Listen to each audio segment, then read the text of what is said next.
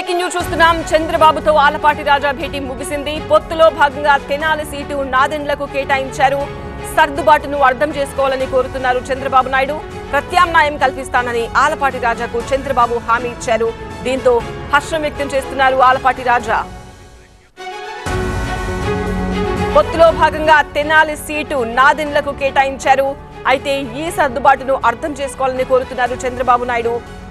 ప్రత్యామ్నాయం కల్పిస్తానని ఆలపాటి రాజాకు చంద్రబాబు హామీ ఇచ్చారు. తెనాలిలో ఆలపాటి రాజా అక్కడ సీటు ఆశించారు టీడీపీ తరపున.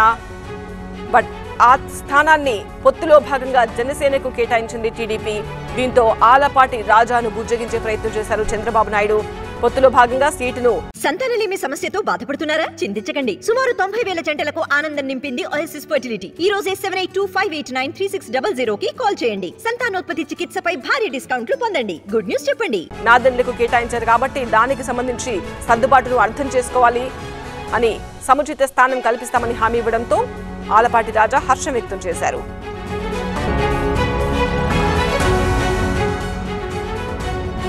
బ్యాక్ టు బ్యాక్ మరొక బ్రేకింగ్ న్యూస్. టీడీపీ తొలి జాబితా అభ్యర్థులతో చంద్రబాబు సమావేశం నిర్వహించారు. ఏపీ ప్రజల భవిష్యత్తు కోసం టీడీపీ జనసేన పొత్తు అంటున్నారు.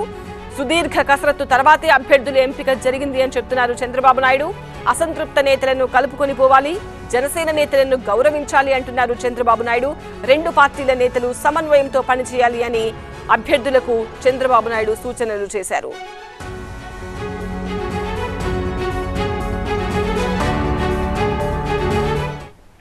టీవీ9 ప్రతినిధి ఎంపీ రావు మరింత సమాచారం అందిస్తారు. ఎంపీ రావు, చంద్రబాబుతో ఆలపాటి రాజా భేటీ ముగిసింది కదా, మరి ఆలపాటి రాజాకు ఎలాంటి సర్దుబాటు చేస్తాము అని చంద్రబాబు నాయుడు హామీ ఇచ్చారు. అలాగే తొలి జాబితా అభ్యర్థులతో చంద్రబాబు సమావేశంలో ఇంకా ఎలాంటి నిర్ణయాలు తీసుకున్నారు?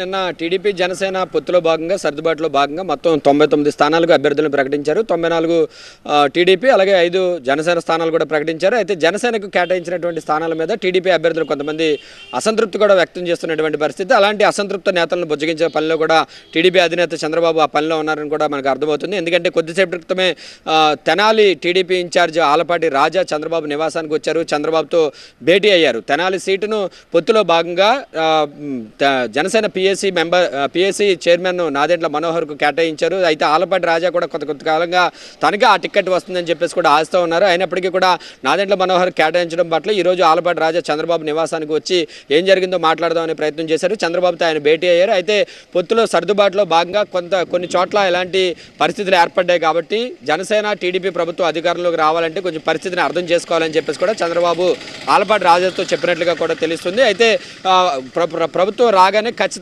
తగిన ప్రాధాన్యత ఇస్తాము, వేరే పోస్ట్ ఏదైనా మంచి పోస్ట్ కూడా ఇస్తాము అని చెప్పేసి కూడా ఆలపాటి రాజాకు చంద్రబాబు హామీ ఇచ్చినట్లుగా తెలుస్తుంది. అయితే ఏ పదవి ఇస్తారు ఏంటి అనేది ఇప్పుడే స్పష్టం చేయకపోయినప్పటికీ కూడా ఖచ్చితంగా తగిన న్యాయం చేస్తాము, రాజకీయ భవిష్యత్తుకు నాది గ్యారంటీ అని చెప్పేసి కూడా చంద్రబాబు ఆలపాటి రాజాకు చెప్పినట్లుగా తెలుస్తుంది. దీంతో ఆలపాటి రాజా కూడా సంతృప్తి వ్యక్తం చేసినట్లుగా తెలుస్తుంది. కొద్దిసేపు క్రితమే ఆయన బయటకు కూడా వెళ్ళిపోయారు. వెళ్ళిపోతున్నటువంటి సమయంలో ఆఫ్ ద రికార్డ్ కూడా ఆయన మాట్లాడారు.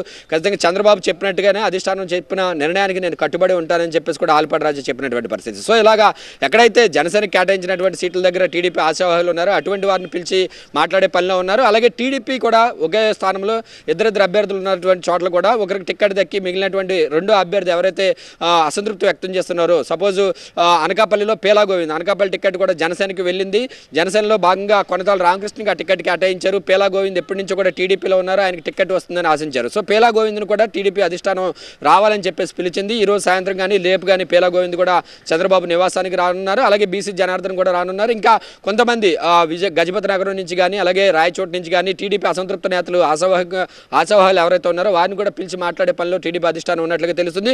సో ఖచ్చితంగా టీడీపీ జనసేన పొత్తులో భాగంగా సర్దుబాటు చేయాల్సి వచ్చింది కాబట్టి ఖచ్చితంగా రెండు పార్టీలు సహకరించుకుని ముందుకు వెళ్లాలని చెప్పి వారికి సర్ది చెప్పే ప్రయత్నం చేస్తున్నారు. మరోవైపు నిన్న ప్రకటించినటువంటి 94 మందితో కూడా ఈరోజు చంద్రబాబు వీడియో కాన్ఫరెన్స్ నిర్వహించారు. పొత్తులో భాగంగా గతంలో ఎప్పుడు చేయనంత విధంగా కూడా 1,30,00,000 మంది అభిప్రాయాలు తీసుకుని తెలుసుకుని ఈ సీట్ల కేటాయింపు చేశాను. దేశ చరిత్రలో ఏ రాజకీయ పార్టీ కూడా ఈ రకమైనటువంటి సర్వేలు చేసి సీట్లు కేటాయించినటువంటి పరిస్థితి గతంలో ఎప్పుడూ లేదు. కాబట్టి ఖచ్చితంగా ఈ 100% గెలుపు మీదనే దృష్టి పెట్టాలి. ఏదో టికెట్లు కేటాయించేశారు, సీట్లు కేటాయించారు కదా అని చెప్పి నిర్లక్ష్యంగా ఉండకుండా ప్రజల్లోనూ ఉండాలి. రాబోయే 40 రోజులు ప్రజల్లోనూ ఉండాలి. ప్రజలకు ఈ ప్రభుత్వం వైఫల్యాలతో పాటుగా తెలుగుదేశం జనసేన ప్రభుత్వం అధికారంలోకి వస్తే ఏ రకంగా అభివృద్ధితో పాటు సంక్షేమ పథకాలు అందిస్తాము, సూపర్ 6 పథకాలను కూడా ప్రజల్లోకి తీసుకువెళ్లాలని చెప్పేసి ఈ టికెట్లు ఇచ్చినటువంటి అభ్యర్థులందరికీ కూడా చంద్రబాబు దిశానిర్దేశం చేసినటువంటి పరిస్థితి. మరోవైపు జనసేన టీడీపీ కూడా ఎక్కడ కూడా ఎలాంటి గొడవలు పడవద్దు, ఇద్దరు కూడా కలిసికట్టుగా ముందుకెళ్లి రెండు పార్టీల కేడర్ కూడా కలిసికట్టుగా ముందుకు వెళ్ళి పార్టీలను అధికారంలోకి తీసుకొచ్చే విధంగా కూడా కృషి చేయాలని చెప్పేసి పిలుపునిచ్చారు. ఎందుకంటే